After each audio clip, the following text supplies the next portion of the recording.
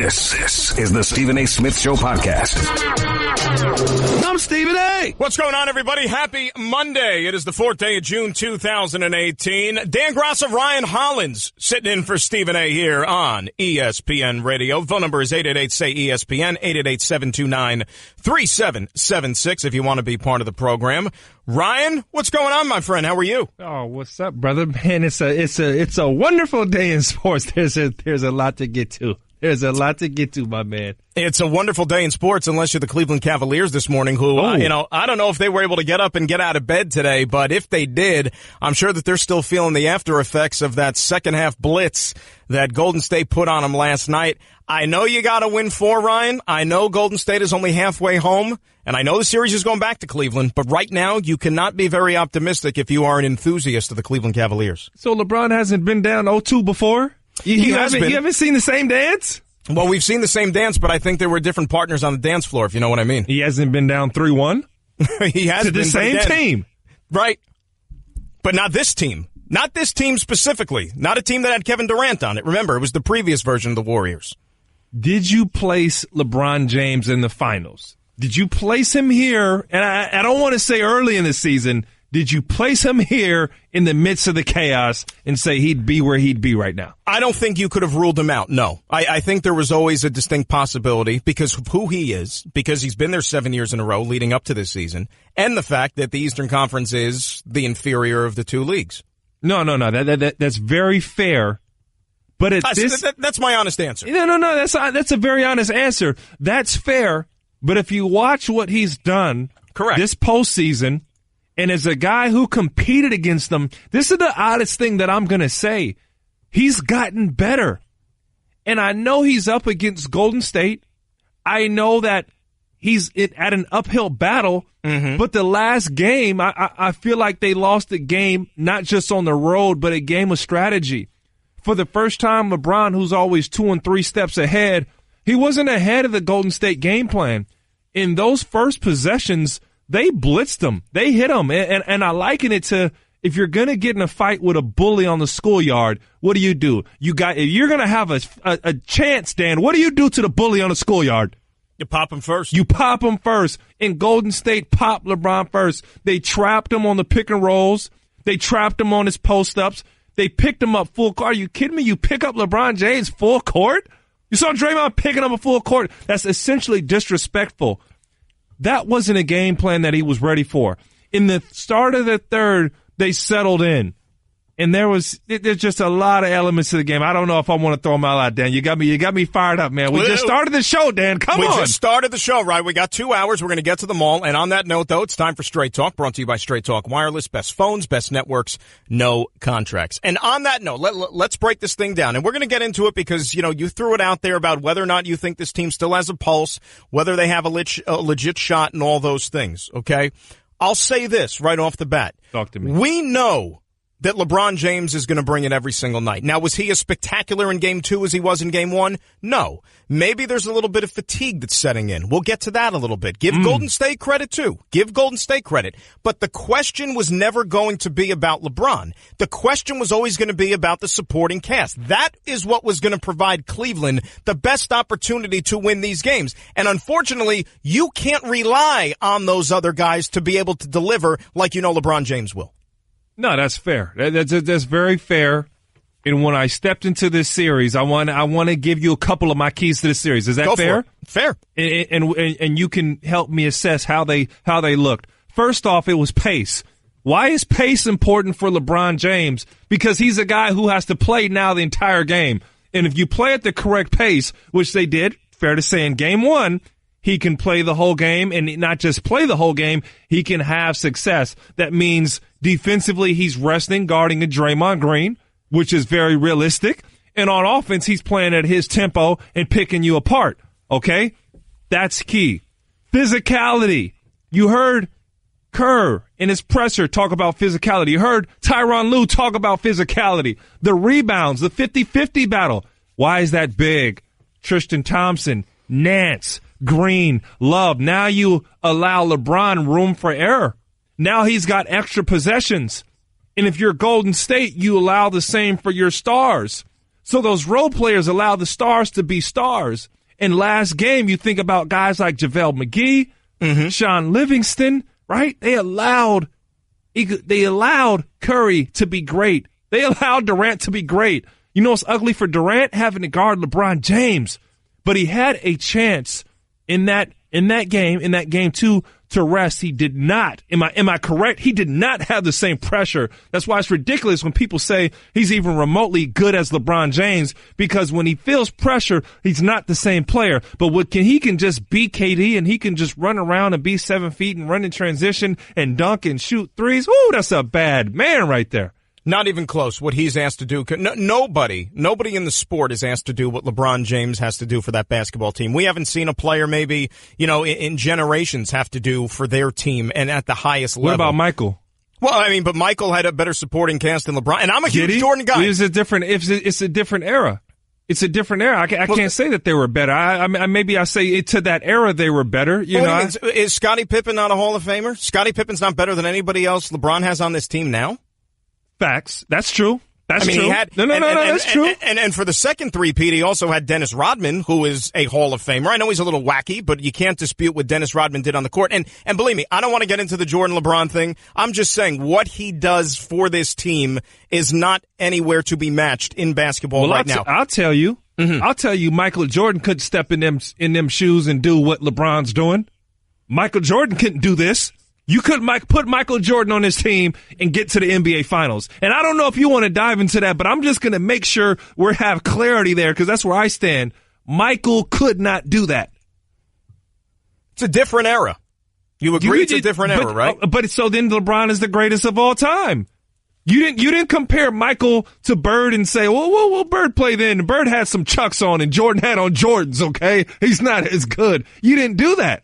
He would not have could not have taken this team to the finals. Wouldn't have worked out. Are we talking about the same Eastern Conference as what Jordan had to play in? I'm talking today's NBA. I'm talking today's NBA. He wouldn't have got past Boston. I don't know that to be true. Oh, absolutely. I can't necessarily go there. If Boston over the course of a 7-game series, if you want to bring this up, over the course of that series, okay, who did Boston have to be able to at least match LeBron James one-on-one? They didn't have an answer. Ultimately, they ran out of gas in 7 games. So if they didn't have an answer for LeBron James, just in terms of even scoring the basketball, you think they would have had an answer for Jordan? You can't say they ran out of gas in 7 games. 7 games isn't running out of gas. 7 games is a dogfight, and LeBron felt that. And they probably guarded him just as well as anybody in the league, because they were able to switch on him. They played good one-on-one defensive principles. They never overreact, which did bite them at the end of Game 7. They didn't have enough respect for LeBron, and they opportunistically helped. I thought Boston played LeBron James excellent, and he finally broke through at the end. But they couldn't score. They scored 79 points. And outside of Jason Tatum, nobody showed up. Terry Rozier was MIA. He was on the side of a milk carton for game number 7. Are we talking winning, or are we just talking matching up here? Because you talked about defense, and I thought that they threw the house at LeBron, and we're just talking guarding. I'm saying they guarded him well. We all know he didn't win.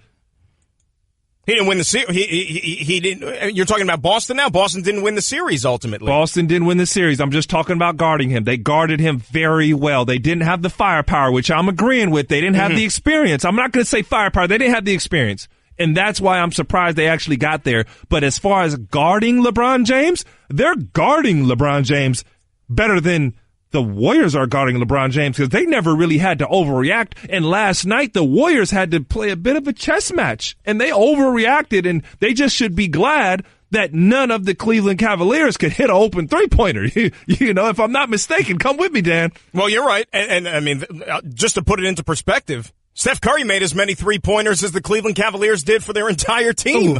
You know what I'm saying? I mean, how about this? Ryan, how about David West? David West draining a wide-open 3 in the corner. I mean, when it rains, it pours. You know what I'm saying? Everybody got in on the act last night. That's all you needed to know. You mentioned something earlier, and I want to get your take on this. All right, JaVale McGee. JaVale McGee got the start last night. He and Sean Livingston contributed 22 points. They did a nice job. But do you really think with JaVale McGee getting the nod at center over Looney, Did that have a significant enough impact X's and O's wise to change the outcome of that game, or was that just one little layer? Oh, my gosh. Now, do you remember my second key, Dan, that we talked about? Remember my second key? Do you remember what it was? Do I need to say it, or do you remember it? Pace was the first one. Pace was the second. Hey, that's my man. My man. I didn't even take notes. Second key was physicality. There you go. And physicality keyed in for Cleveland in game one. Now Tristan Thompson is a factor. Now Love is a factor rebounding. Jeff Green, very large at his position. They affect the game. When JaVale McGee is in the game, he neutralized Tristan Thompson. He neutralized Kevin Love on the boards. Kevin Love, my guy, my former teammate, is not a guy you want to drop the ball to in the post. You want him getting crafty rebounds. You want him hitting open threes. He's not a back-to-the-basket player. No, he can. He can score opportunistically there, but he's not a guy. It's like, give Kevin the love. Hey, it's money time. Go get one, Kev. Right. That's not what he's going to do. So JaVale McGee gave enough of a curveball to that lineup that gave rim protection, gave LeBron James enough of a headache in the paint, and took away a lot of those extra possessions. And ironically enough, you don't just throw them out there. Hats off, Steve Kerr. Steve Kerr, I'm with you when you're right. Hats off, Steve Kerr. You run the first two plays of the game, a hard slip to the rim because you know you're going to get a dunk from McGee. And now I got to worry about this guy, and he scores 12 points. And nobody off my bench in Cleveland scores 12 points. No, it's bad. It's extremely bad. And, you talk about the X's and O's, and it's a chess match, right? It's a chess match, these games. Yes. You like chess, right? You play chess. You love chess. Who doesn't love chess? Did you know that? I play every day. I don't play every day, but I play chess. Love chess. Great thinking man's game. Steve Kerr, he goes out there and tinkers with some stuff last night. Now to counter, when we get to game 3, it's going to be on Ty Lue. And there were some things that I was calling for, even leading up to game number 2, that I didn't see last night, and that really makes me scratch my head, and I wonder if we're going to see the changes for game number 3. Number 1, all right, after game 1, it was apparent to me, Ryan, that Jordan Clarkson, the stage was too big for him. That's what I saw in game 1. He went back to him last night, and I still saw no difference. I thought took you that long to see it? Didn't take me that long. Come on, Dan. Kyle Korver. I thought should have got a little bit more of an opportunity. Now, I know that he's a boomer bust guy, but at least he's a professional out there. He'll remember what the score is, first and foremost. I don't know if I agree with that, Dan, but not for those reasons. I don't know if I agree with that, but go ahead. The Rodney Hood situation, okay? And I know that it's been a very topsy-turvy tenure with him in a Cavaliers uniform, but you got to at least get this guy more than 4 minutes. I mean, I don't want to hear that, Dan. No, you don't think so? I don't want to hear that, Dan. Well, where does he fit? Where does he fit? Where does Rodney Hood fit in this lineup right now? What is he showing you that lets him fit? Well, wait a sec. What? J.R. Smith, and we haven't even brought him up. It's 1:13, and it took us 13 minutes to bring up J.R. Smith, which I am shocked. I am shocked. But first of all, let me just say this about J.R., okay? I, for one, and I was on the network yesterday doing a show, I have been calling for them, going into last night's game, get J.R. Smith involved early and get him often. I would not just abandon him after his gaffe in game number 1. I thought that was the best way to make sure he's motivated, to get him engaged. Make sure you're feeding him the ball often. I need JR focused. I need him locked in. Well, let me ask you this, Dan. Yes, let me ask you this. You're talking about getting him focused, getting him locked in. Right. What play are you going to run for J.R. Smith right now? JR, just shoot the darn ball. No, that doesn't go well. Well, that doesn't end well. It's JR. He plays freelance anyways. He's off in outer space. So listen, the best thing that JR does right now at this stage in his career, because I've competed against JR for a long time. He's not a spring chicken anymore, okay? He's not the young JR who was going through the legs behind the back in a dunk contest no more. Yeah, not the same. You could tell he's already advancing in age. He forgets what the score of the game is. Oh, my God. I went there. Yeah, I went there. But JR is a guy at this stage in his career who's made a niche for himself defensively, playing tough defense, knowing the game plan. Apparently, he needs to work on knowing the score, so we're gonna establish that. I'm not throwing that out.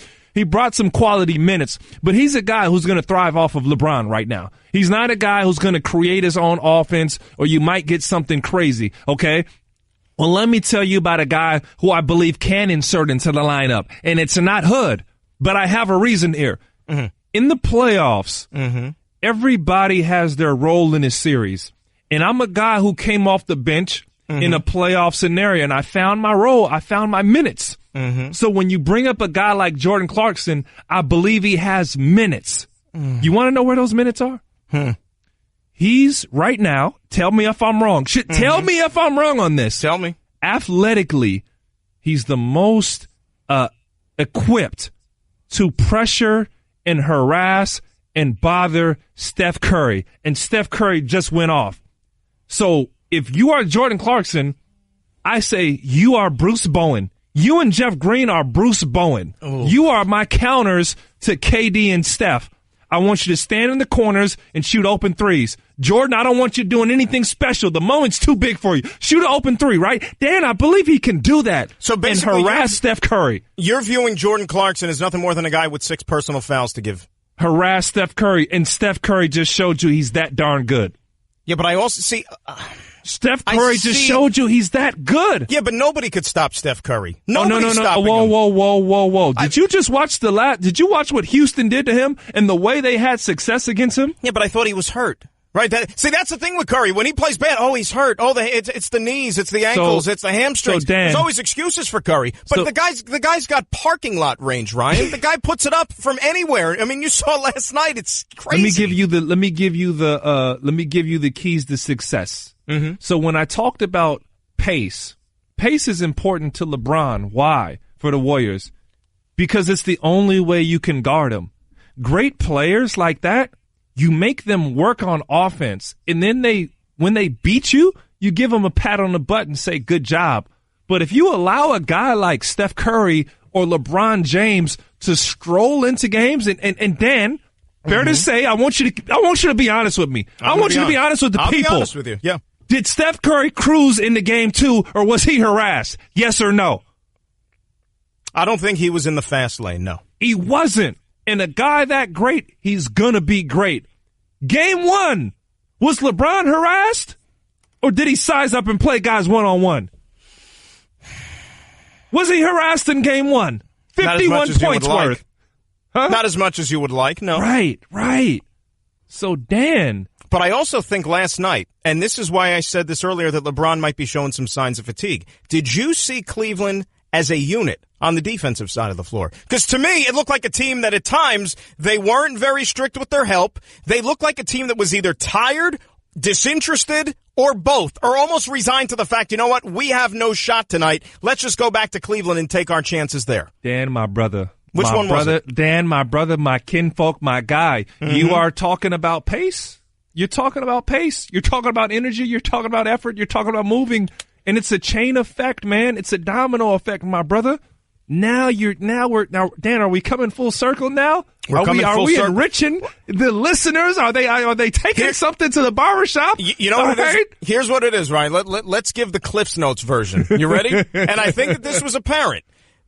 The Cavaliers cannot beat the Golden State Warriors in a track meet. Fair enough? Fair. Yes. Now we're coming to it. Yes. Absolutely. We know that. However, I don't think that they are strong enough defensively to be able to just shut them down and play a game, let's say, under 100 points. They're going to need people to score. You want me to give you another thing too? Please you want me to give you something else? Please do. Go ahead. The NBA, guys are too good in the NBA. And let alone the NBA Finals. Guys are too good for you not to throw a curveball at, for you not to change your defense up, for you to just play straight up defense. Dan, guys are too good. So when I say you don't harass a guy, Houston harassed Steph Curry. Houston hit Steph Curry.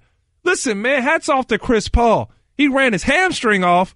But you know how many times he hit Steph Curry? Yeah. How many times Steph Curry had to sit down? And that was all. And that's what we said. That was all away from the ball. That stuff was away from the ball. And you didn't see that from Cleveland last night. And let me get back to my JR thing, though. Talk to me. Let's get back to JR. JR did not show up last night. So I'm asking you, if you're Ty Lue, All right, he already almost basically cost you game one. Mm-hmm. Game two, he was a no-show. Okay. Why am I going to believe in this guy even for game number three and not look to get others involved? And look, I know that it has been a nightmare for Rodney Hood in a Cavalier uniform. He's unhappy about certain things. The guy wants to get paid. He's unhappy that he's only making $2.3 million or whatever it is. You know what the best way to solve that solution is? Go out there and play and contribute and make your mark in the NBA Finals. He's got a chance to do it. I can't. What's the definition of insanity? Doing the same thing over and over and over again to mixed results. That's what Cleveland's doing and Ty Lue is doing. If you continue to roll the dice with JR, the Jordan Clarksons of the world, you have to change it up. And I know that your options are limited here, but you got to try something, I don't Ryan. understand where Rodney Hood impacts the game. Because the guy was a 16, 17 point a game scorer for Utah earlier this year. True, and he was, but right now, I got LeBron James, and when you scored 16 and 17 points in Utah, I'm a look, Dan, make no mistakes. I'm a Rodney Hood fan. I was more excited than him when he went there. I thought this would be a great fit. Absolutely. But Rodney Hood was a system scorer, and right now they need a guy who can knock down an open three-pointer and play good defense. And he been so-so on the defensive end. He's a young guy in the NBA Finals. We can't afford for you to pick up some experience fouls. You know what experience fouls are? Fouls are fouls. No. Do you know what experience fouls are? Experience fouls? Enlighten us. Experience foul means that a guy with more experience than you, when he drives to the hole, he's going to be rewarded for a foul. Well, to try to read the official's mind on anything, though, no experience. I mean, who knows what they're thinking? You want me to talk to you about an experience foul? Okay, Jordan Bell picked up LeBron James full court, and he grabbed him, and he face guarded. And I thought it was great defense. What did LeBron do? LeBron threw Jordan him to the Bell, ground. Yeah. And then what happened? Jordan Bell got whistled. Experience foul. Experience foul. Experience foul. That's what Rodney Hood would get. And you know who I don't mind wasting experience fouls on? Is Steph Curry with Jordan Clarkson. Because Steph Curry just showed you he's too comfortable, man. Do you know what's hard? What's hard is when you got to do everything. When there's a dude in your jersey, and Jordan Clarkson, it ain't scoring right now, brother. No disrespect. Find your way in the finals. Shoot a corner three and lock up. Become a 3-and-D guy. Because right now, the Lakers season offense and the regular season stuff don't work. And he ain't been there before. Fine, it's a learning experience. We all had to go through it. I had to go through it as a young player. But to win at that level, become a specialty guy. And right now, we need, because George Hill can't do it. And no. George Hill, George Hill is balling. Am I not mistaken? He's balling right now. Insert nice him if he made into a free the throw the other night. That would have been nice. Oh my God! Right? You know, hey man, I can't even fight that. You can't fight it. Make the free throw. It's an uncontested shot, right? Make the free throw. Oh man! But here's the thing: why you need others to step up, and we'll get into this too because we got to hit our timeout. But LeBron goes for 51, 8, and 8 the other night, and it still wasn't good enough to get the team home. That's what's discouraging a little bit, and other guys have to stay up.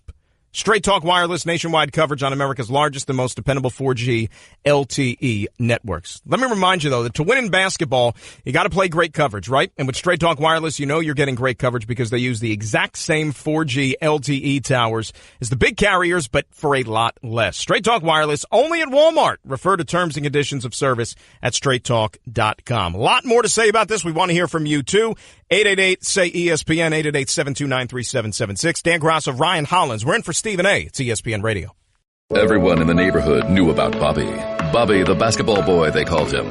Bobby wanted to go pro someday, so he was always out in the driveway shooting hoops. But one day, his mom came out and told him, "Hey, your wife wants you to take out the trash?" His mom was visiting, and Bobby was a grown man. He had kind of missed his window. Plus, no one had ever seen him actually make a basket. But on the other hand, Bobby had heard how Geico could save him money on car insurance, so he switched and saved. So it was all good. You're listening to the Stephen A. Smith Show podcast. Dan Graca, Ryan Hollins in for Stephen A. here on this Monday on ESPN Radio. 888-SAY-ESPN, the number, 888-729-3776. In the opening segment of the Stephen A. Smith Show, brought to you by Credit Karma. Get your truly free credit scores and free credit monitoring from Credit Karma today. Credit Karma, get knowing. And you know when something's so obvious they call it a no-brainer, right? Well, here's a big one. Barbasol finally making razors. Introducing the Barbasol Ultra 6 Plus. It's got 6 ultra-thin blades for a close, comfortable shave. You can go to Barbasol.com right now and save some money. That is a no-brainer, too.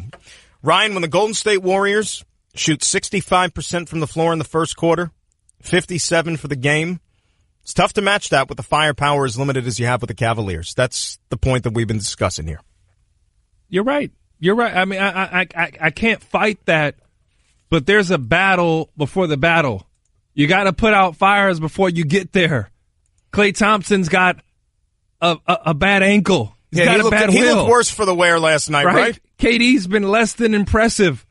All right. He was good last night, though. Yeah, he was much better last night. I'm saying prior to last night, but I'm saying before those guys get cooking, that's what I'm trying to preach. Mm-hmm. I sound like a broken record. Is before a guy gets rolling, before a guy beats me, I got to put forth my best effort. We got to scrap.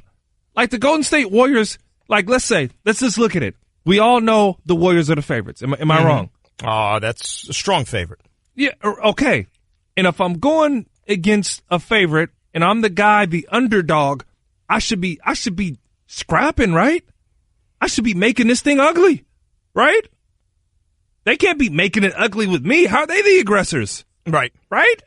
Well, you know what was the most lethal combination last night? And look, anybody who's watched this Golden State Warriors team for the last few years, and I'm referring mostly to the last two, even when Kevin Durant was there, when they go on these spurts, right? When they go on these runs, which basically turn out the lights, checkmate, you know, there is no equal in the NBA to be able to contend with that firepower. I agree. But who's the one that's right? And who's the one that's always at the center of it and leading the charge? It's Steph Curry.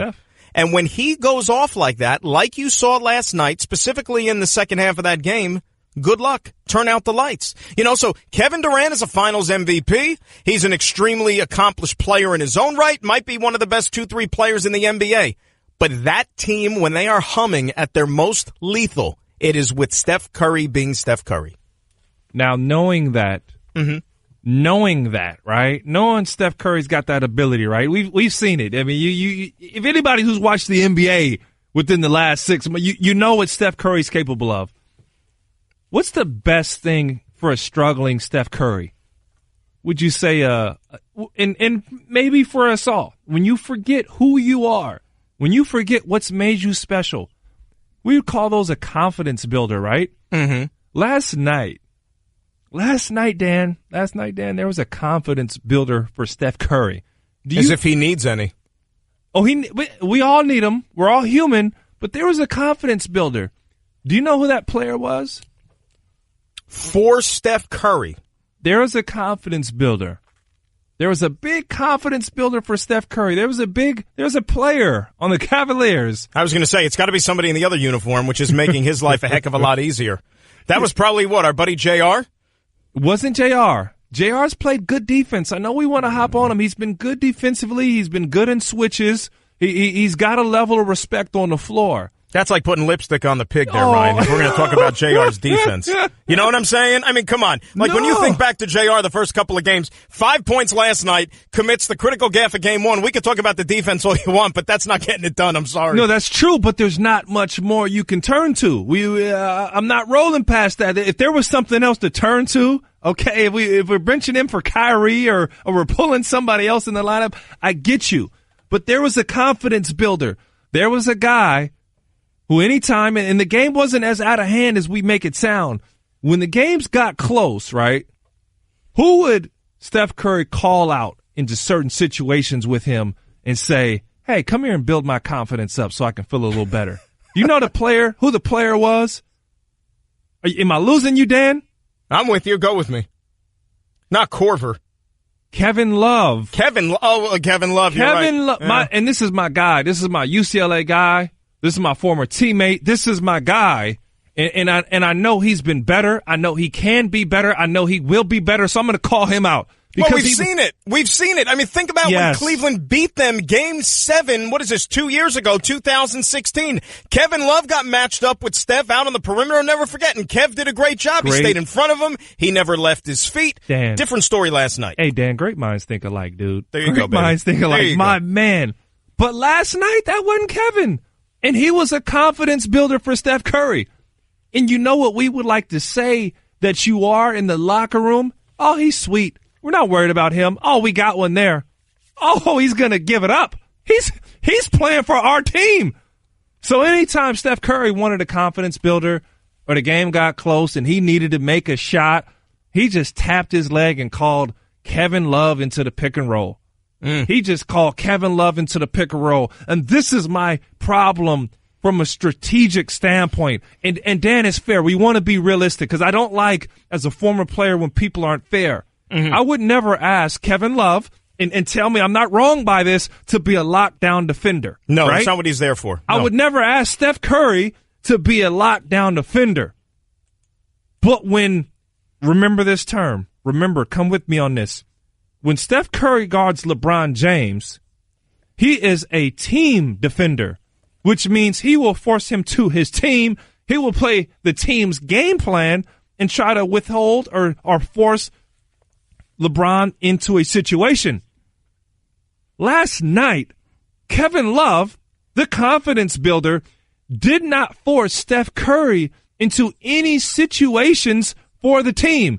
He gave up the blow-by drive, which is the worst drive you can give up in basketball. Fine if that's the scouting report, force him to drive to his left hand. Fine, no problem with that.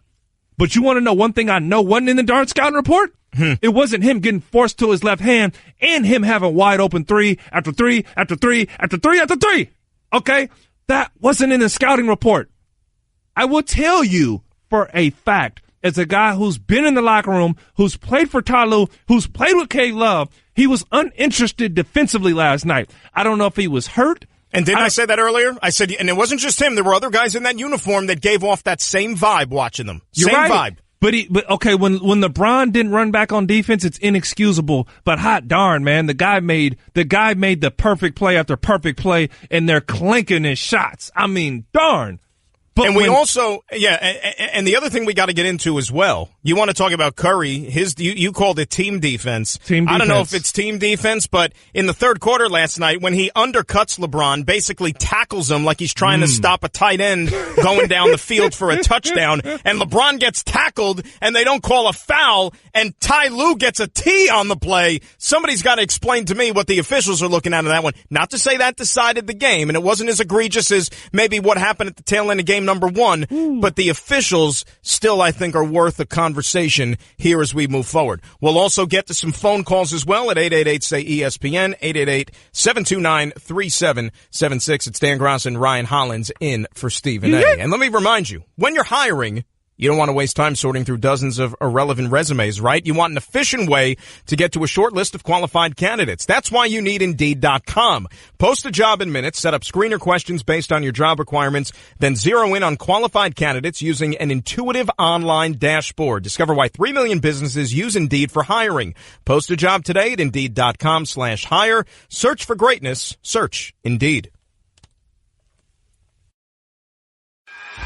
Guess what? You're in the middle of the Stephen A. Smith Show podcast. Damn it, I mean it!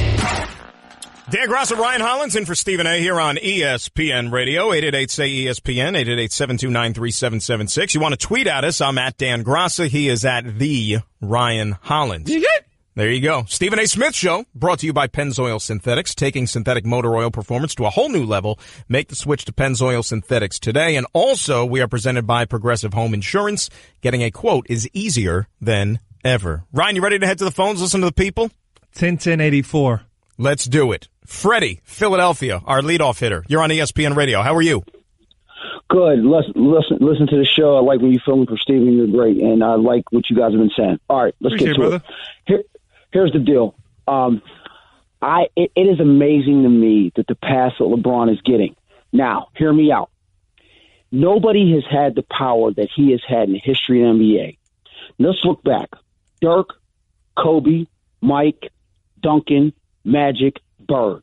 one of the things that they all did is they made sure when they had that power that they put guys around them in good position. Now, you can say, how do you know them and the GM got along? Well, I'll tell you what. I guarantee none of them would have traded a Kyrie and got back the trash that LeBron has gotten back. I'm not surprised. At the trade deadline, everybody's like, oh, they got Jordan Clarkson. Oh, they got Nance. Oh, they got this. Those guys are hot garbage. You know how I know? Because J.R. Smith has had 2 more points than I did, and I'm on the couch with barbecue chicken in Pennsylvania. They are absolutely terrible. And the real fact about this that makes me just unbelievable, when LeBron went back to Cleveland, one of the reasons he went back there is because he knew that he wanted to bring a championship to Cleveland. However, how are we going to run a business if the owner of the business, the man playing, and the GM ain't on the same team? So when you come back, you get a new GM. The GM got a horrible job because he got to get along with Ty Lue, and he got to make sure that LeBron is okay with what he wants to do. But Freddie, didn't they do that already? Cool. Didn't they do that already? Okay, that's why David Griffin's not here. Here's my question. If they did that, then why do you trade Kyrie and get back this slop? They got slop back for him. The players that they got back for him are doing nothing. If you did that and you guys are okay, then you mean to tell me that you got Jordan Clarkson playing major minutes in the finals? Really? That's what you got back for Kyrie?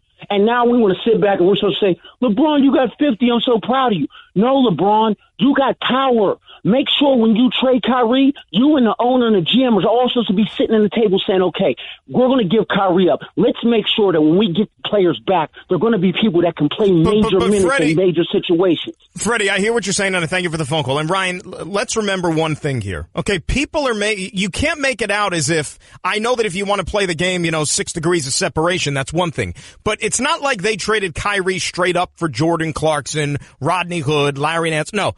They traded him for Isaiah Thomas, a guy who was performing at an elite level last year in a Celtics uniform. And you thought that he was going to be a big contributor, at least another scoring component for this basketball team. Nobody envisioned that was going to be an absolute disaster when it actually came through. Hey. So to sit here and blame them and say, oh, you only got Jordan Clarkson and such back, that's not fair. Hey, Dan, I hear Freddie. I like the way that you corrected what Freddie said. But the listeners for this show, I can't lie to. Yeah. I can't lie to them. I can't make something up. I can't gloss over what Freddie just said. My biggest problem was them trading him to the Boston Celtics, one of their chief rivals in the Eastern Conference. That's where they sinned, if anything else. Well, I'm just going to tell the truth right now, and let's put it out. Let's put it out to be said, and as fact, LeBron is leaving. LeBron's not going to be in Cleveland anymore. Breaking news? Kyrie, you're going to go on record with that? He's gone? Yeah, he's out. Everything is on the table. And Kyrie got his Martha Stewart on. He got his Martha Stewart on, had some inside information, and said, you know what, LeBron? If you leaving, I'm leaving first. I was with Kyrie Irving. Well, I don't get the Martha Stewart thing. You got to help me with that when one. I say that, he had insider information. Oh. He knew that LeBron James was leaving. I don't remember Kyrie going to prison. That's where I thought you were going. I don't know. Or he had a recipe for muffins or something. I didn't know where you were going with that. No, he's in basketball prison. He has some insider information. He's in basketball prison right now, okay? And he's serving his time with injuries. Okay? But I cannot lie to the listener and say that Ramon James, did not create this problem for himself. He did. Because he's leaving. And I do give him respect, Dan, and you got to respect him because he made it, and he's sleeping in it, and he made the most of it. And not a lot of people would do that, Dan. If I'm not wrong, a lot of people would do that. And guess what? Not a lot of people want to be in Cleveland. And I love my time in Cleveland, but it ain't L.A. Well, this story might be completely different, though, if Kyrie didn't have to get shut down and he was in uniform for the Boston Celtics. We might not be talking about LeBron in the NBA Finals. Let's remember that thing, too, right? You know what? There's a skill in being healthy. There's a skill in longevity that we got to respect. And Kyrie ain't always been healthy. The best ability is availability, no doubt. Coming back, Dan Graca, Ryan Hollins, in for Stephen A. It's ESPN Radio. That's just a sample of what you'll hear on the Stephen A. Smith Show. Weekdays at 1 p.m. Eastern on ESPN Radio and the ESPN app. This is the Stephen A. Smith Show podcast. I'm Stephen A. And Graca, Ryan Hollins rolling in for Stephen A. here on a Monday afternoon on ESPN Radio, 888-SAY-ESPN, 888-729-3776. And the Stephen A. Smith Show brought to you by Indeed, used by over 3 million businesses for hiring. Post a job today at Indeed.com/hire. And to win in basketball, which we've been talking a lot about, of course, you got to play great coverage, right? And with Straight Talk Wireless, you know you're getting great coverage because they use the exact same 4G LTE towers as the big carriers, but for a lot less. Straight Talk Wireless, only at Walmart. Refer to terms and conditions of service at straighttalk.com. You know, I got to ask you this question, Ryan, because you played in the league, okay? And this has also been kind of like an underlying story throughout these NBA Finals. We saw it in game number 1, and we even saw it on display in game number 2 last night. Do you think that you, even today, could pull off the suit shorts? Could I pull off the suit shorts? Yeah, like LeBron in game 1, Draymond was trying to match him last night. Is that a look you think you can pull off? I could pull it off. Would you feel comfortable? I could definitely pull it off. I wouldn't want to, though.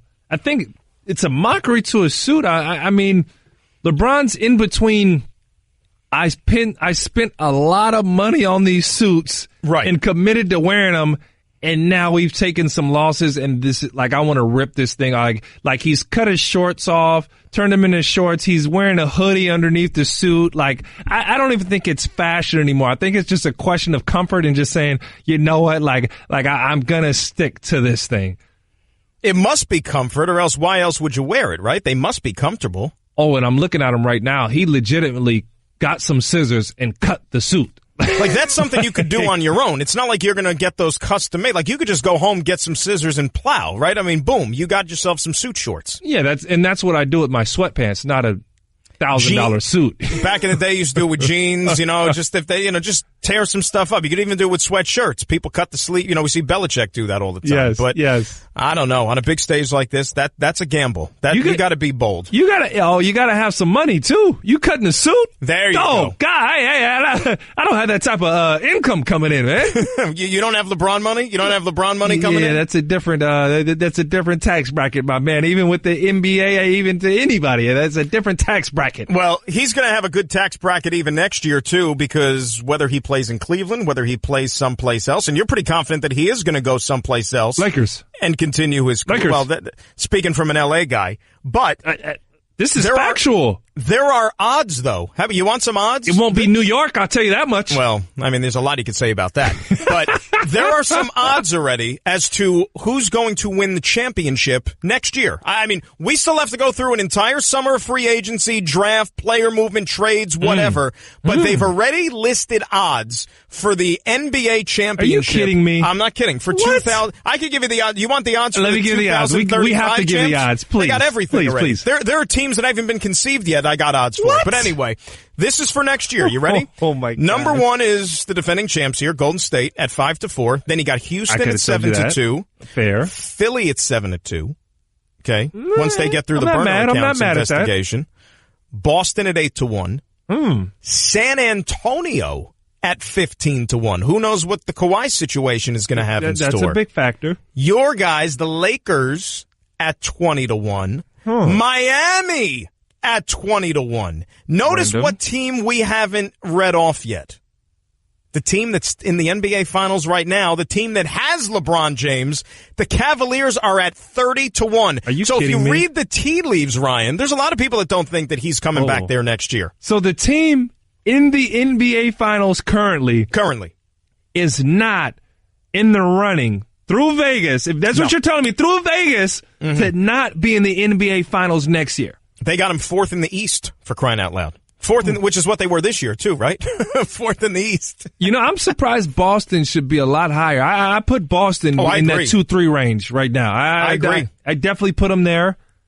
And yeah, they're telling you, LeBron, everybody knows it. Everybody knows it. He's not coming back for sure. Everybody knows that. I don't even know why the Lakers are in there. All that says is they're knowing these are teams. These are LeBron options right here. Houston, Lakers. Well, if you think about Houston J.R. and Lakers, Smith and the episode the episode from the other night, right? I mean, that's as much proof positive as you actually need as to whether or not LeBron thinks that he's got enough capable players around him to be able to contend for a championship. I mean, that freeze frame of him, scolding JR at center court on Thursday night is all you're going to need if you're questioning as to whether or not he's going to return there next year. And JR's only here because of him, let's be honest, right? I mean, you got to take the good with the bad. JR is here because of him. And I would not be surprised when he goes to L.A. that somehow JR is traded and bought out, and Tristan is traded and bought out, and Korver is traded and brought out, and they roll with him to the Lakers. That's kind of like the LeBron way. He brings his guys. Once he has the trust in you. He needs a new James Jones. There you go. Right. There he needs you go. a James Jones to be able to go everywhere with him. And JR fits the role. He knows the deal, okay? He knows the deal already. He knows the deal, but he's got to get with another two-way star. And I talked about it earlier. He's got to join a guy. And I think that guy who's pretty much will put it in the bag going, you're hearing it from me, is Paul George. I see Paul George because that's a lock. Those two right there put you you're flirting with contention. And then if we put the pieces to the puzzle the right way, Dan, now we're getting real. Now we're cooking. Now we're cooking, Dan. Tell me I'm not cooking right now, Dan. You're cooking. Tell me. The oven's warm. The oven's warm. You're a playoff team, at least. You still got some work to do, but you're sprucing up that rivalry out there in California. That's for sure, right? Hey, I mean, Northern Cal versus SoCal. I think that you got something cooking. And as I look at the Warriors right now, I look at the way they played. I look at them a year later. I look at the injuries. I look at the bench, and I say, This team ain't just clear-cut head and shoulders above everybody. Now, they're head and shoulders. They're above right now, but it ain't as clear-cut. It ain't 20 points as it was. The gap is narrowed. I think that's fair. You sound so reluctant to say that. Come on, man. There are holes, Dan. Hey, right. I mean, if Chris Paul doesn't go down, maybe the Houston Rockets are in the NBA Finals. I don't want to hear that. I'm just saying. There's no accident to that. I don't want. You know what? I can't stand when people say that. But it's worth discussing. It sounds good, but can I nix it? Listen, man. It's not fact, no. We got to nix that because the reason that Chris Paul's hamstring fell off is because he had to chase Steph Curry and That's Clay. Not the only reason. That is the sole reason. Every year, he wasn't chasing Steph Curry each and every year of his career. Why do you think it popped? Why do you think it popped? Because he's an old man. He had to chase guys off the three-point line. So when I talk about pace, let me break this down. Let's slow down. So the Warriors are dangerous because they play at a pace that everybody's trying to catch up to. Chris Paul has not been playing at the Warriors' pace. They play fast, but he has the ability against other teams and lineups to not have to play 48 minutes, to be able to rest. He could not do that against the Warriors. And you know what you say? Bye-bye to that hamstring. So when you look at the Warriors, you look at that injury, it wasn't an accident, Dan. I can't. It's disrespectful to the Warriors to say. It's one thing, but again, Chris Paul's hurt every year, it seems. But that's a different type. This isn't the Warriors. Yeah, and he was hurt when I played with him. And he was hurt, and he always had something. I mean, a gust of wind puts Chris Paul out for 2 weeks. Oh, my God. Right? I mean, let's be real. But this was, hold on, Dan, was this not a conditioning injury? For you athletes, for us athletes out there, Dan, Coach Dan, you know your athletes when a hamstring goes, that's from running, that's from conditioning. That's not a fluke injury. That's not a hand. That's not an elbow. That's not just something that happens. It's not getting popped in the eye. All right? That's a conditioning deal. You got to drink more water, as the commercial says. You can't guard Steph Curry, man. You got to sit on the bench a little bit. Yeah, that's a crazy pace, and they needed every minute of it just to be able to fight. Then the hamstring said bye-bye. Little Backstreet Boys action. Come on, Dan. Oh my boy! I'll tell you. In the last 15 minutes, you've gone Martha Stewart and the Backstreet Boys. Oh. You're throwing them out there. You're just rolling out these names left and right. You're on top today, boy. You are on top. All right, let's get back to some calls here. 888-SAY-ESPN. 888-729-3776. Mike in California. You're on ESPN Radio. How are you? I'm doing well, sir. How you doing? Good, Mike. What's up? Where you at, Mike? We're in California. You can't just say California. Come on, fellas. I'm in Anaheim, California, right next to Disneyland. I was just at Disneyland a couple weeks ago, man. Beautiful place. Nice. Thank you. Yeah. Do you wait in line or you just speed on through because you're Ryan Hollins? I waited in line. Come on, Dan. Look at this guy, man of the people. I love it. I get that local discount, so I get the free pass. You know, I have friends that work there. You're making me jealous. Yeah. But anyway, thanks for taking my call, guys. I just, I'm more of a football guy, but I see some of the same issues the NFL has in the NBA. I feel like the NBA refs have so much of an impact in today's game. I mean, there was a few calls in the first quarter that I felt like it should have been Cleveland ball. You see LeBron, flailing his arms, stuff like that. And it kind of makes you just want to look away from the TV. Like, again, it gives you that thought, like, again, this is going on. Like, I don't know. I like your guys' take on that. How you guys feel about the refereeing on last night? You know what, Dan, as a guy who's been there before, as a guy who's been in the locker room, been in the playoffs, had to scrap and fight and put everything I had on the line, and I completely agree with you, brother, because those calls that have been put forth, a number of them, and I had a talk with the head official for the league now, Monty McCutcheon, who's been a veteran official for the league, and I know he says these referees aren't perfect and they don't want to make these mistakes, but these were game-changing mistakes, and we're talking about a different series. And if Cleveland gets blasted by 40 points last game after winning game one, Dan, this is a different deal. Now, I don't want to make the referees the story of this, but, I mean, golly, man, that's a slim margin. And when a referee, Dan, it's a little sensitive right now, Dan. Pick me up, Dan. Pick me up, Dan. I'm going to ask you the question. You're not trying to insinuate that last night was at the fault of the officials. Last night, no. Game one, yes. Okay. I'm glad you said that. Let's have a nice little civil discussion on that one, okay? Bring me back. And, of course, by and large, you're referring to the KD, LeBron block, charge, block, right? There were two. No. There were two plays prior to that because that was actually that was a block. All right. Okay. Now, it shouldn't have been reviewed for the right reasons. How we got to that point is different, right? Yeah. But I understand why it was reviewed. Monty made perfect sense of it, and I love what he said. But there are two plays prior to that when you work so hard against a team like Golden State, and to beat them, you have to have multiple efforts. And then they get bailed out, KD stepping out of bounds, a clear-cut foul. Then at the end of the game, LeBron actually should have been shooting 1-and-1 instead of George Hill, and he's shooting 90% from the line in the series because he was fouled on that pass and grabbed by Steph Curry when we watched that replay. It's very disheartening. Okay. It's very disheartening. That being said, and they're not perfect. We can agree on that. There's things and qualms that we can have about the officiating. They're people too. They're people too. Yep. Refs are people too. Exactly. But that being said, if George Hill makes a second free throw, what is the Cavaliers' win probability in the last 4.7 seconds? Pretty good, right? Pretty good. Really good. Chances, then let's just say they win the game, we all live happily ever after. Then we're not even talking about the officials because with 4.7, and you could say, and I'm a big proponent of this, that there's a lot of ebbs and flows, there's a lot of sequences that all comprise a 48-minute basketball game. There's a lot. But when you narrow it down to 4.7 seconds and the guy has one shot to essentially seal the game, he missed the shot. Dan, you're one of my favorite dudes in the entire world, just off of the last hour that we've talked right now. Well, I have that effect on people. You do. I do. And I can't have you not acknowledge what the referees did. And I get it. As a pro, as a player, as a former player, you got to make that free throw. But you can't not acknowledge the calls, Dan. Don't just dismiss that, Dan, because I felt like you just dismissed that, and that's not cool, Dan. Again, he makes a free throw. The refs don't even exist.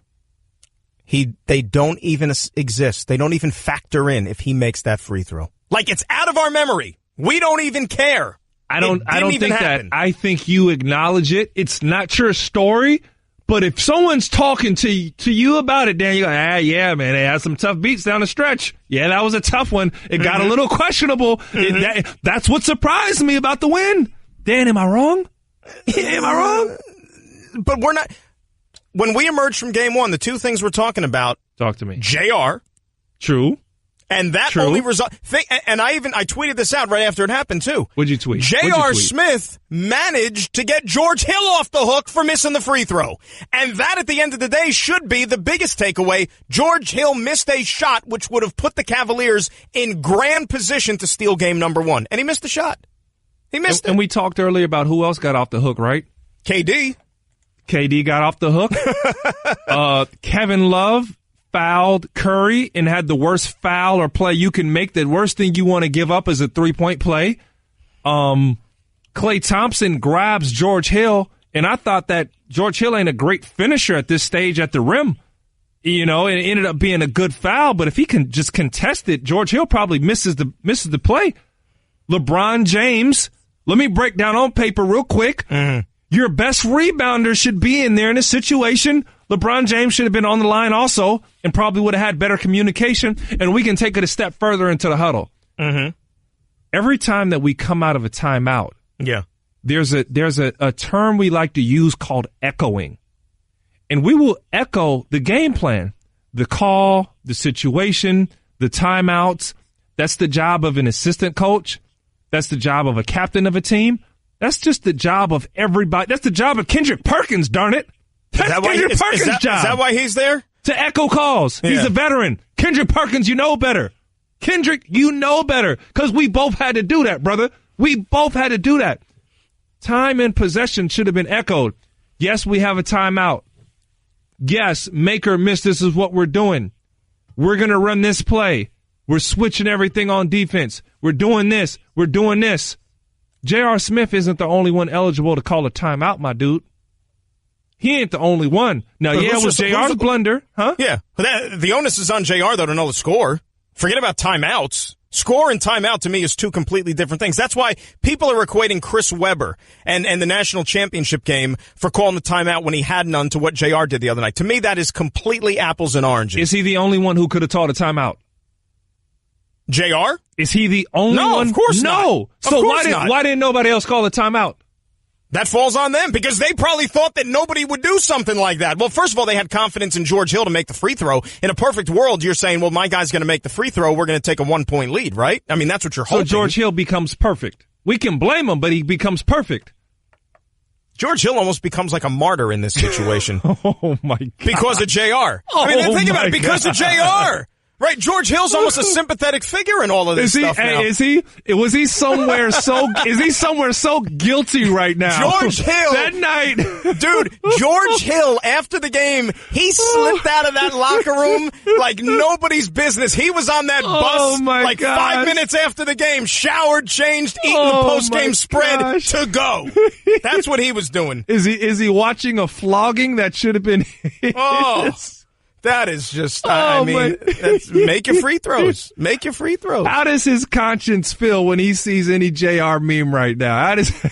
Imagine if George Hill had a burner account and he was dumping on J.R. Smith on Twitter like everybody else was. You think George Hill would go there? I only brought up the burner account because, that's been a big story, of course, in the NBA in the last week. Oh, my gosh. Let's get to some more calls here, right? Let's get to it. JP in Brooklyn great up stuff. next. JP, what are we doing? You guys are so funny. Appreciate it, JP. Account, right? George Hill. There you go. Hey, look. Yesterday's game, that was a whole season. LeBron James mentally is just defeated. He's done. Take him out the oven. Season is over. All right? So he's done. You're throwing dirt on the Cavaliers, JP. That's it. It's over, done with, period. Done. Dearly beloved. There we got it. Oh. In the name of the Cleveland Cavaliers. He's passing out the cards and everything. Oh, man. Is this the funeral service? You got to sign the book. Make sure you sign in. Sign the book. It's a wrap. Oh, wow. You know what, Ryan? And JP, thanks for the call. Appreciate that, JP. Look, are the Cavaliers winning the series? Probably not. Are they going to get swept? It's possible. I don't know if it's probable. I still think Given the way the NBA likes to space out these series, and we don't have to talk about it again or at least see them on the floor until Wednesday, that's a few days for LeBron to recover. He was talking about it in the postgame last night about going home and playing in front of those fans, getting energized from them. I, in my heart of hearts, do not believe, and also let me couple this with the fact tread lightly here, Dan. Tread lightly. We have seen this Golden State team get skittish at times and almost become too complacent because they realize they could turn that switch on at any moment to kick it into high gear. And sometimes they've been burned by it, i.e. when they played the Houston Rockets in the Western Conference Finals. I think Cleveland gets at least a game at home. They're not getting swept. You make a good point. Right? Fair take. Oh, we agree there. And there's some selfish elements to that, too. No. Yeah, we I like to see more basketball. Series. Yeah, exactly. I don't want to see a sweep. What's tough for me is I really feel like they could really get 2 games. Because there are holes in this Golden State team. Like, there was a lineup on the floor. I don't know if you saw it at one point. At one point. And if you're in Ty Lue, when he's looking at film, I've been there with Ty. His eyes are glowing right now. He's going, oh, my God. He's going, guys. He's getting in the locker room. Ty is going, guys, fellas, we're better than them. The game was so much closer. We know we are, but we can't let these things slip by. There was a lineup with Kevon Looney, Bell, Livingston, and David West on the floor and Curry. That sounds like Summer League. And you tell me they didn't trap Curry everywhere that he went across the floor. Every time. And Curry was just like, we're going energy today, fellas. Energy lineup. JaVale McGee, you got to start.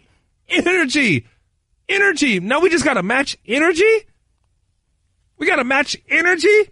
Jordan Clarkson, you can give me some energy, brother. Hey, I can count on that in the playoffs. He can give me energy in defense. Dan, are you with me? Come on, Dan. I'm with you. I'm bringing energy. You're bringing energy. Problem is, Ty Lue needs to find somebody to bring energy, starting with game number 3 the other night. 888-SAY-ESPN, 888-729-3776. A reminder, Stephen A. is going to be broadcasting live from Cleveland this week for the NBA Finals, brought to you by Indeed. And when was the last time you checked your credit scores? Know what they are now, not from a year ago, with Credit Karma. Learn what affects your scores and what you can do to improve them. Maybe you need to dispute an error on your credit report, or maybe you're paying too much interest. Credit Karma could help with that. There are unclaimed money in your name. Use Credit Karma to check. Once you know where you stand, Credit Karma helps you figure out your next move. They even offer free credit monitoring. Visit creditkarma.com or download the app now. That's creditkarma.com. Dan Graca, Ryan Hollins in for Stephen A. It's ESPN Radio. Everyone in the neighborhood knew about Bobby. Bobby, the basketball boy, they called him. Bobby wanted to go pro someday, so he was always out in the driveway shooting hoops. But one day, his mom came out and told him, Hey, your wife wants you to take out the trash? His mom was visiting, and Bobby was a grown man. He had kind of missed his window. Plus, no one had ever seen him actually make a basket.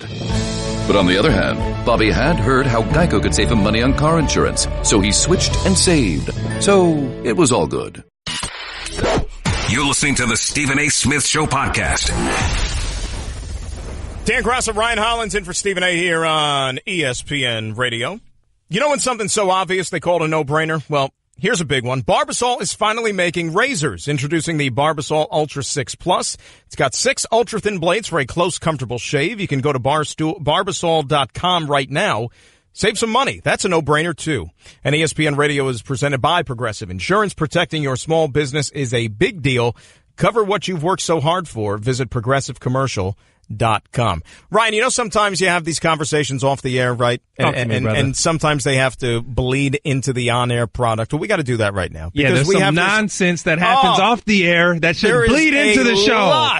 There is a lot of discussion going on between us and Nuno and John, everybody involved with the show, whether or not the Cavaliers are actually going to indeed get a game in this series. There is a lot of doubt from the room, if you know what I'm saying. Why is that? I mean, when Golden State wins, they win pretty significant. The shots that Curry hits, and I've been there, they're demoralizing.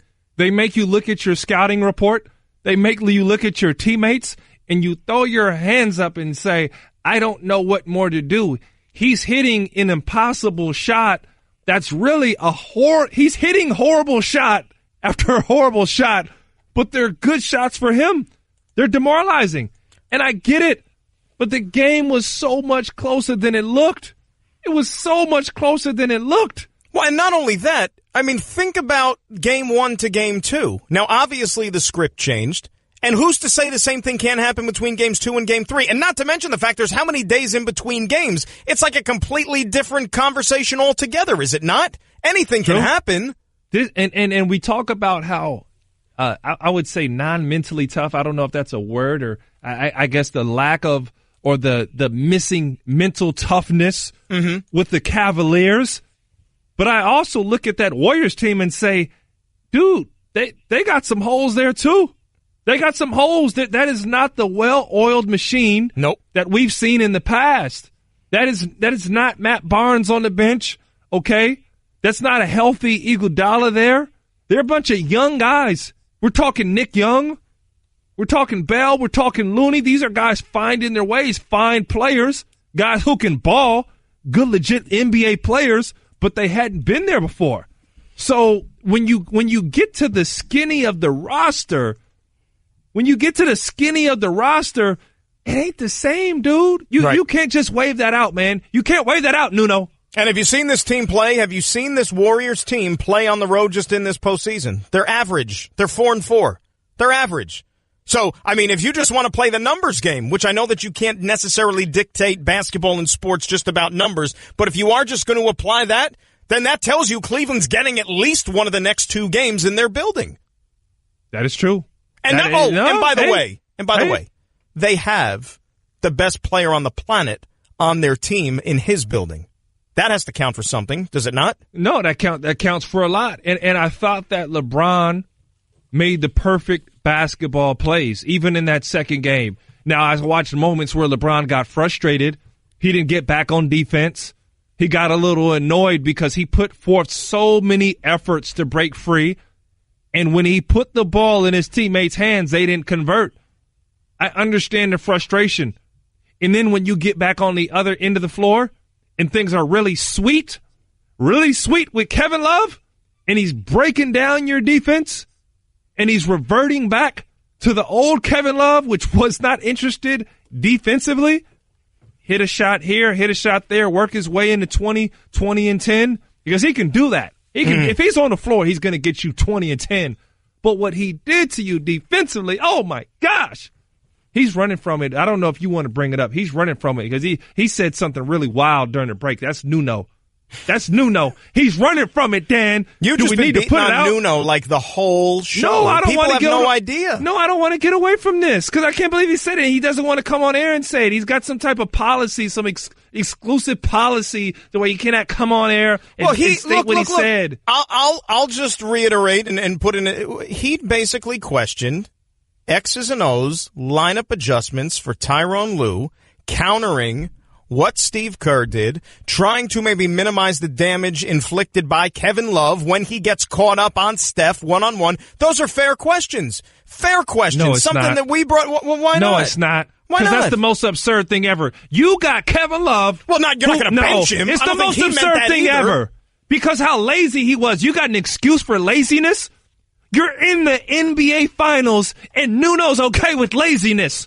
Not working, not in the stance. Are you telling me that that's all right? Wait a second. You're calling my guy out and saying he's okay with laziness? Nuno's okay with laziness. That is a harsh accusation right there. It is because he's one of the hardest working guys I know. I was here last night. I saw Nuno. I got here in the morning. I saw Nuno. I'm here in the afternoon, and I see Nuno. And all of a sudden, Nuno's okay with laziness from Kevin Love in the NBA Finals because it's not okay from him.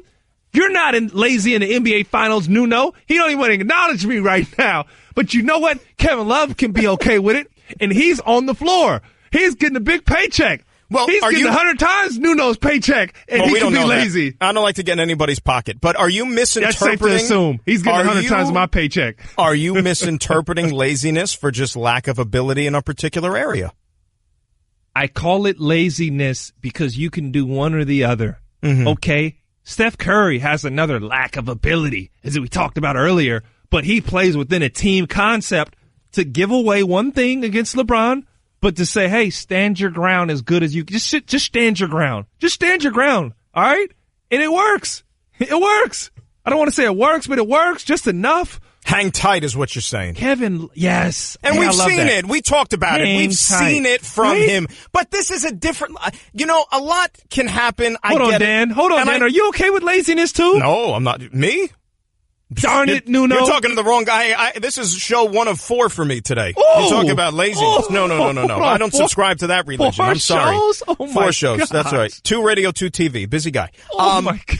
Yes. Here's the thing, though. We saw this from Kevin Love just a couple of years ago, but I think that there is enough that has happened with that ball club in particular in that short amount of time to where I think that it's permeated the entire culture of the team. I believe that. So you're telling me his laziness has made everybody else lazy? I just don't think they're that good. And in the past, you were able to cover up some of those woes. Now you can't because your personnel is inferior to the way it was. Hold on. If you didn't open up the floodgates, and when I talk about one or the other, because he's not, you know what, he can guard, which you acknowledged earlier, and that was big of you, Dan. And it was small of Nuno, because Nuno's never been a lazy guy, but Kevin Love can be lazy. To say that he can't take one thing away, okay, Steph Curry, you got to beat me off the dribble. Or okay, Steph, you know what, Steph? No 3-pointers. Or you know what, Steph? I'm going to contest your threes. But last night he gave up the cakes. It was easy money. He was a confidence builder. I think Kevin Love got caught up in the snowball effect last night. Like don't you said, do that. Because he's too good for you to do this, Dan. Well, I don't know if he's too good. I mean, he's an all-star player, but I mean, we're not talking about one of the giants of the game, no pun intended. I'm just talking about getting caught up in the atmosphere. No, because I know people, Ryan, I know people that were in that building last night. It comes across on TV too, but even in the building, when Curry is making those threes, it is as deafening and as rallying an effect in that building with that team, and other clubs feed off that in a negative sense. You're telling me that a professional, correct. You're telling me that an NBA champion got shook, and you're telling me, you and Nuno are telling me that he gave his best effort to contest those threes, and he was in a defensive stance, early, alert, and ready, echoing calls? The gates were open already. Yes, that's what I'm saying. It was an 8-point game. At one point, a 6-point game, and he gave up cakes after cakes after cakes. But it was an 8-point game that became a 15-point game like that. Snap Why? the finger. Why? Like that. Because anytime they needed it, Steph Curry was like, ooh, come here, Kevin. Come here, Nuno. Get in the lineup. That'd be great if he was mic'd up and he was actually saying those things. That would be great. That would be so great. You know what? I'll tell you as a ball player, 10 years in the NBA, when they run a play at you over and over again, it's disrespectful. And one of Nuno's points was, how come Ty Lue didn't hide him? You can't hide. It's the NBA Finals. That's small ball. That's the NBA. That is small ball in the NBA. If you're on the floor, we're going to find you. He called for Kyrie, but Kyrie was nowhere to be found, unfortunately. And you know what? Yeah. Go ahead. I was just going to say. I can't believe it. Save it. We got more show. 888-SAY-ESPN, the number. We'll come back. Dan Graca, Ryan Hollins in for Stephen A. It's ESPN Radio. Guess what? You're in the middle of the Stephen A. Smith Show podcast. Damn it, I mean it! Dan Graca, Ryan Hollins in for Stephen A. It's ESPN Radio. Surprise a friend or loved one today with a bouquet from 1-800-Flowers.com. When you order a dozen multicolored roses for only $29.99, you'll get another dozen absolutely free. Go to 1-800-Flowers.com/ESPN. And also, let me remind you, the 30 for 30 podcasts have returned. Subscribe to 30 for 30 podcasts right now in the Listen tab of the ESPN app or on Apple Podcasts. It's brought to you by Delta, where it's our goal to connect your life in the air to your life on the ground. 888-SAY-ESPN, 888-729-3776. Ryan, let's say hi to Dan in Kansas City, who's up next. Danny, you're on ESPN Radio. Hi, Dan. Hi, Ryan. First, I'd like to say, Ryan, congratulations on your NBA career. It was a great career. You playing with Kyrie Irving and Chris Paul. Thank you, brother. Thank you. I'd like to say that I predicted that the Warriors will win in 5, but the way they played last night, I think it's going to be super. And do you think that LeBron quit on that last play when he just watched the defenders go down and didn't go down to defend?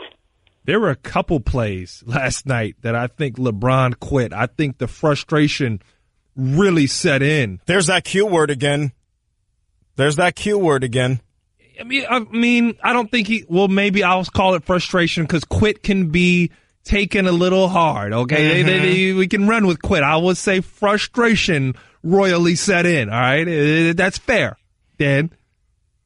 I like that one. But again, I mean, quit is a pretty serious accusation. And not to say, I think, as we said earlier, I just think LeBron last night, he showed he was gassed. He looked like he was gassed to me a little bit. He and other members of that team. There's various forms, right? There's physical, there's mental. And I think that team might be a little mentally exhausted. Mentally, yeah. Physically, right? I felt like he was good. I thought the pace got away from them. And one of the keys, like I talked about, was physicality. And because they were able to defend, they got in transition and pushed the pace. And their pace is so important to guarding LeBron. Pace and LeBron. Why? Because now you learn you start to expose, and LeBron is playing or filling 1-on-5 versus 1-on-1. When LeBron plays you 1-on-1, remember this, Nuno, when LeBron plays you 1-on-1, he gives you 51. When he plays you 1-on-5, when it feels like 1-on-5, you're losing by more than 5. All right. I just threw that in, throw it in like that. Sounded like that. But you get what I'm saying? Yeah. That pace, now playing against Golden State, you're like, gosh, again? Man, another 3? Gosh. It takes its toll. No doubt it does. Let's say hi to Tony in Nebraska. Tony, you're on ESPN Radio. How are you? Tony, you're on ESPN Radio. How are you? I'm good. How y'all doing? Doing What's up, good, Tony? brother. Doing good, brother. This is the question more so a point I want to make. LeBron James really didn't quit. He know technically after game 1 to win in Golden State, they're going to need a whole new fresh start. So to get back to Cleveland, win 2, and come back is probably what he's going to have to do. But the point I want to really make is the series changed when they blew that call. I've heard every analyst, player, nobody has even went to say what a charge is. The rule is that he has to have defensive position, and technically, truthfully, you can be moving to take a charge. You don't have to be set what people think you have to be set. And he was moving. You could say if you say he was moving lateral. That is in the rule. You can move lateral or backwards. So the call was blown, but nobody wants to even admit that the call was really blown. By rule, it was a charge. If anybody go look what a charge is, it was a charge. He may have moved a little bit, but his torso was set. He was in defensive set position. Was his torso really set, or was Tony, he leaning? I'm gonna come through the hole like Ray Lewis, and I need to tackle this one. I'm gonna come through the hole like Ray Lewis. I'm gonna tackle this. Do you mind, Dan? I gotta tackle this. We got about a minute. Go ahead. For 10 years in the NBA, I took charges. I'm a defender. That's what I do. And I will explain the difference of why that was a block, why the correct call was block. If you do not take the charge in your chest with your feet set, it ends up being a block. LeBron was still moving, and you need to definitively be there and be outside the line. Now, where you do have the ability to move would be a player control foul in which a guy is throwing an elbow. He's a bull in a china shop. He's just completely out of control. And that would be a player control foul where it didn't matter if you were moving or not because the guy was, making too aggressive of a move. Ryan, this was fun, my man. I really had some fun today, and hopefully we get ourselves a nice one on Wednesday night in game number 3 to kind of add a little bit of juice to this series. My man, I think we get it. We get it, Dan. We get it. We knocked it out of the park, and I want to thank you, Ryan Hollins, for being in studio, for giving us the Straight Talk, brought to you by Straight Talk Wireless. My brother. Best phones, best networks, no contracts. Ryan will do it again soon. Thanks to Nuno, to Kat, and to John. Dan Graca, Ryan Hollins, great saying job, so Nuno. long on ESPN Radio. Have a great afternoon, everyone. That's just a sample of what you'll hear on the Stephen A. Smith Show. Weekdays at 1 p.m. Eastern on ESPN Radio and the ESPN app.